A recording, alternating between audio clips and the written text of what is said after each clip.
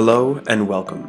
My name is Kyle Nielsen, and this is How You Level Up, a podcast where I ask questions to help you become your best self. Today we ask, what is anger? What does anger help us do? And what does anger stop us from doing? Anger is commonly viewed as a negative emotion, so let's flip this frame of reference over.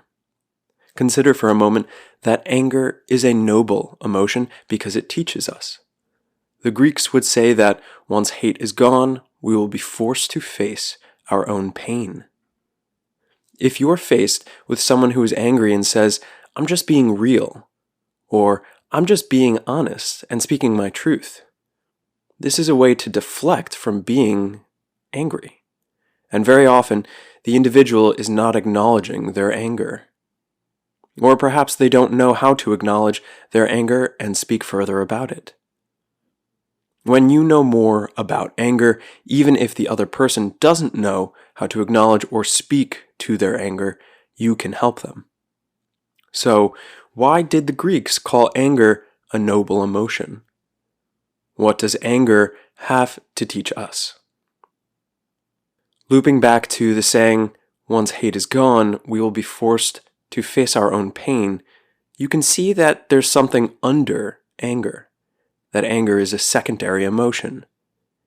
This means that when you feel angry, you are likely feeling another emotion too, something underneath the anger. This other unacknowledged emotion might be challenging for you to feel. It might be uncomfortable. Maybe it makes you sad. Maybe it's something you're protecting yourself from feeling. If you have a heuristic, a script for getting angry quickly, maybe you have the heuristic because you observed in your home while growing up and subconsciously think, "Oh, getting angry is the right way to deal with situations that upset you."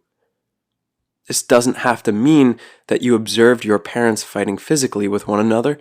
It could be as simple as seeing one parent get angry when things didn't go their way. Or perhaps you picked up the heuristic of getting angry quickly from media, from movies, observing people you looked up to that would get angry when faced with challenges. And so you said to yourself, that's how to deal with this situation. Maybe you have the heuristic to get angry quickly because you were never taught how to express frustration, fear, or sadness. Or maybe you have the heuristic to get angry quickly because you don't feel comfortable expressing disappointment, regret, or envy. Regardless of what it is, if anger is your go-to emotion in several situations, there might be a chance that anger is covering up something else, a defense mechanism for that unacknowledged emotion. Anger is, of course, also its own emotion, and you have every right to feel angry.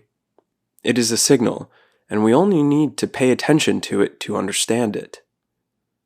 Like the other 6 universal emotions researcher Paul Ekman identified, feeling anger has intensity scales. At its lightest, moving towards the most intense, anger would be called annoyance, frustration, exasperation, argumentative, bitterness, vengefulness, and fury. So how do we work with anger? Working with anger first means identifying and acknowledging it is inside of you. Notice you are angry. Identify that in real time. And once you have identified anger, you can begin to work on it. You can ask yourself, why am I angry right now?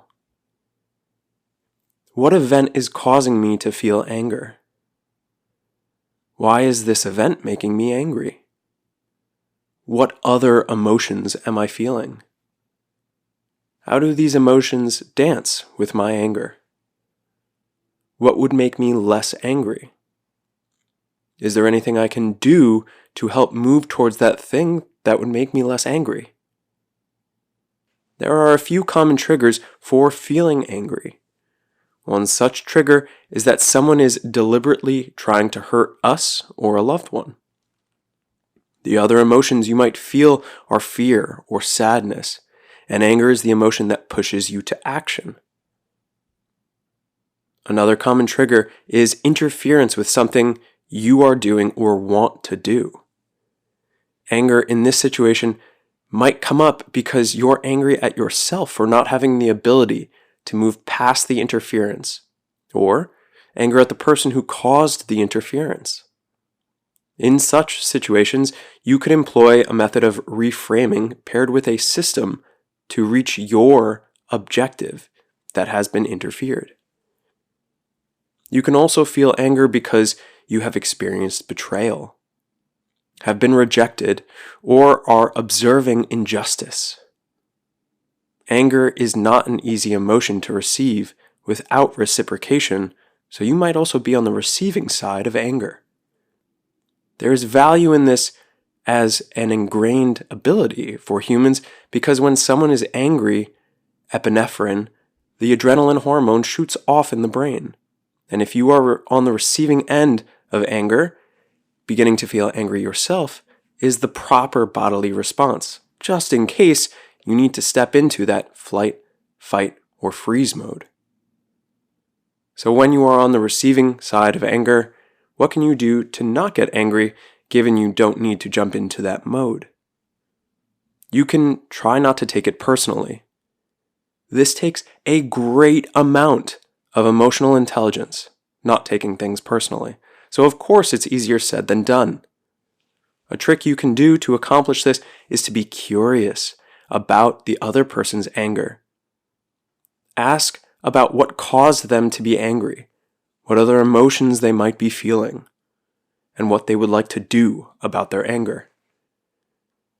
There's a thing called schismogenesis, which is when the behaviors of one person intensify the behaviors of another. Getting angry when someone is angry at you is a simple example of this process in action. Another thing you can do, if you are on the receiving side of anger, is refrain from saying calm down to the person who is angry. No one has ever calmed down in the history of saying calm down. This also includes saying you're overreacting. If you're on the receiving side of anger, reframe your goal of trying to fix and stop their anger to become you're helping them explore what is making them angry. And if you are on the receiving side of anger, you can also identify the obstacle. We've been trying to do this already in how you might not take things personally and when you refrain from saying calm down, so now let's be explicit about it. By identifying the obstacle to this person's anger, you can acknowledge this challenge for them. You can acknowledge the emotions of facing that challenge. You can acknowledge the anger. And in doing so, you acknowledge so much more. And what about expressing anger? How can you do that? With nonviolent communication and VC, you can express anger in a few steps. Stop and breathe. Identify any judgmental thoughts. Reconnect with your needs and express your feelings and unmet needs. When you do this, it's good to keep in mind that when you identify judgmental thoughts, you are seeking to divorce the other person from any responsibility of your anger. This is done by establishing a separation between stimulus and cause, because it is not the behavior of the other person, but our own need that causes the feeling. When we allow ourselves to be judgmental, when we judge others, we contribute to violence. Anger co-opts our energy by diverting it towards punitive action, and violence comes from the belief that other people cause our pain and therefore deserve punishment. This is a judgment.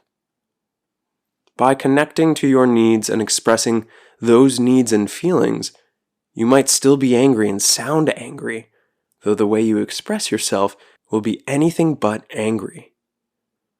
Anger is, after all, a signal for us.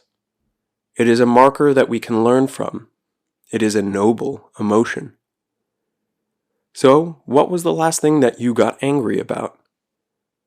When was the last time you tried to express your anger? When were you on the receiving side of anger, and how did you handle it? And what might you do next time you get angry or you see someone angry around you? Thank you for listening to another episode. If you're enjoying the show, open up the app you're listening to this on and hit the like or subscribe button and give a 5-star rating. At least twice a week, you'll find a new episode asking you a new question, so you can strengthen your emotional independence, improve your communication skills, and upgrade your personal philosophy. So if there's a question you'd like me to dive into next, send it to any of these social media accounts connected in the show notes here. This is all about how you level up.